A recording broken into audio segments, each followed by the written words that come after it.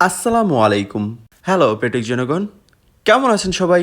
আমি যখন কোনো খাবারের বিষয়ে এক্সপ্লেন করি, তখন ওই খাবারটার স্বাদের পরিধি আরও কিভাবে বাড়ানো যায় সেটার ব্যাপারে হালকা পাতলা কথা বলে থাকি। এর মানে হচ্ছে এই খাবারটার মধ্যে আর কি কি যোগ করলে এর স্বাদ আরও বাড়বে। তবে এটা নিয়ে অনেকেরই আবার আমার সঙ্গে দ্বিমত আছে। দ্বিমত নয় ঠিক, অনেকেই আবার আমার বিরুদ্ধে কমপ্লেনও করে ফেলেছেন।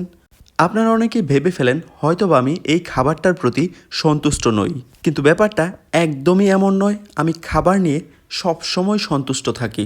যেমন আজকের খাবারের তালিকায় আমার পছন্দের লাউয়ের তরকারি ছিল।